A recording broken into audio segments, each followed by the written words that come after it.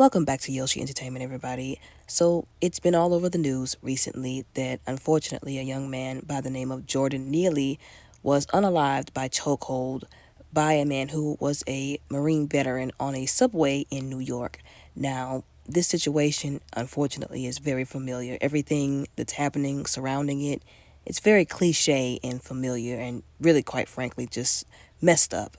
Now, some backstory on this. So the young man, Jordan Neely, was on the subway and they were talking about how he had been through a lot. He had lost his mother some time ago and he had just been through, like I said, a lot in his past, a lot of traumatic stuff, and he had ended up homeless. Now, someone said that, there was some mental health that might have been at play here, and he was, allegedly, according to some people, causing a disturbance on the subway, having an outburst, talking about how he was just, I felt like, for the most part, tired of what he was going through, probably, unfortunately, tired of living, and like I said, having an outburst, so to speak. But he was not a threat to anybody. He wasn't hurting anyone. Although, like I said, this, young Marine veteran by the name of Daniel Penny decides to take it upon himself to place this young man in a chokehold until he is basically unalived, as I said. Now, I understand in sometimes, situations like these in public settings, if there is somebody who is, causing a disturbance, so to speak, some people might feel the unction, I guess, to help de escalate. But why is it that the de escalation has to end with somebody's life being taken from them? Like, this situation did not have to end that way. Like I said, the young man was not hurting anybody. He wasn't threatening anybody in particular. Yeah, there were some people that were uncomfortable about his outbursts, which I am understanding of. But he was not a danger to anybody directly. So why this man felt the need to do what he did, like he could have, choked him out if that's what he was going to do, unconscious. But for him to put him in the chokehold long enough again to unalive him, disgusting, unacceptable. And it was ruled a homicide, and unfortunately, the man walked away without any charges. Now, supposedly, there's supposed to be another investigation going on, but I'm trying to figure out, where is the empathy? What is wrong with the justice system? The man blatantly did this, and it was caught on camera. It gives, George Floyd vibes, if we're being honest. Like, there should be no investigation. Like, it made me so angry because people on the news were saying, oh, we're trying to figure out what happened. Investigation this, investigation that. And I'm just like, figure out what? Investigate what? It was right on camera. Everybody saw it. There's nothing to investigate. Like I said, it's just like the George Floyd incident, where we all unfortunately saw that man's life being taken from him for 8 minutes straight. Everybody saw it. The video's still out there. Why is there an investigation? Why did that man walk away? And the question, of course, is always posed, and we know the answer. If the roles were reversed, and if this were a black man who did this to a white man, would he be walking around free? Of course he wouldn't be. So why can't we keep it 100? And just because he's a veteran doesn't mean he should get off scot-free, you know what I'm saying? It really does make me angry because, like I said, this is a cliche situation. Why does it always have to happen this way? Like I said again, where is the empathy? Why are people so just trigger happy, so to speak, to take somebody's life? Why is that? Some people need to do some serious self-reflection. And again, our justice system is garbage. It's garbage the day we have video footage. The entire world has to be traumatized watching this man taking another man's life, and they don't even charge him, and they have to investigate even though the whole world has seen the proof.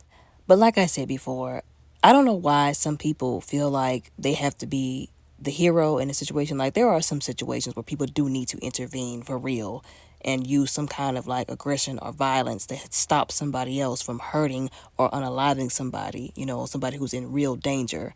You know what I'm saying? Like, this man didn't put anybody in danger in that moment. But like I said, I don't understand why these people come out of the woodwork trying to be the superhero in a situation where it's really not needed, or at least their approach is not needed.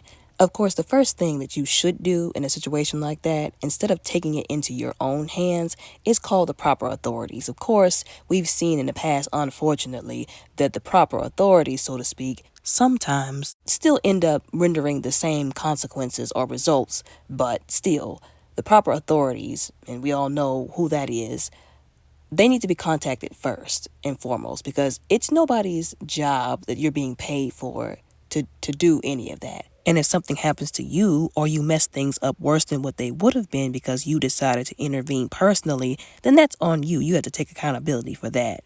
But if you can't get that and you just feel the unction, like I said, to intervene in a situation, you know, there are proper ways to do it. How this Marine veteran handled the situation, again, was morbidly wrong. Against the law, quite frankly. Disgusting and unjustified. And what bothers me is I feel like the motives, so to speak, behind why he did what he did. Of course, I do feel like it was racially motivated. But the other disturbing motives behind why he did what he did, and I'll say it again, just because this guy served in the armed forces does not mean he should get some kind of exemption from his crimes. As a matter of fact, I feel like he should be held to a higher standard. I feel like some veterans, some people who have served time in the armed forces, I'm saying some of them, and this is not to disrespect these people and all veterans and all people who have served in their service, although I do feel like some of them, they have this attitude where they feel like they can do whatever and get away with it, or do whatever and it be excused again because they served in the armed forces. I saw somewhere right here on the internet where people were talking about how they used to say things like, "Oh, thank you for, your service to, the veterans, people in the armed forces." And again, I'm not saying this to disrespect those people and their service, but they said they stopped saying that because a lot of these people have serious problems. And of course, that may be due to what they've experienced during their time at service, although that is not an excuse to handle any kind of situation the wrong way, to mishandle people, to do this to people. Some people might think that has nothing to do with it, but I think it does. I do think that those accolades give them a certain privilege that they carry that they then try to exert over other people.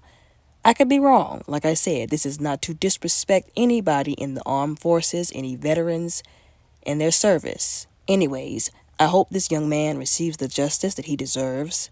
It's just sad what happened to him, like I said. Although I do hope he receives the justice he deserves because that will send a message to some of these people that you can't just go around doing stuff like this because you might actually face the repercussions of your actions, as you should, because I do believe that some of them feel more emboldened to do stuff like this because they've seen so many people get away with it. And if the justice system wasn't so raggedy, and if they actually held everybody accountable as they should, without bias and without racism, again, some people wouldn't feel so emboldened and privileged to do this kind of stuff and think that they can get away with it. But anyways, y'all let me know what y'all think and how y'all feel down in the comments below, respectfully. Don't forget to like and subscribe. Y'all have a very blessed and a safe day.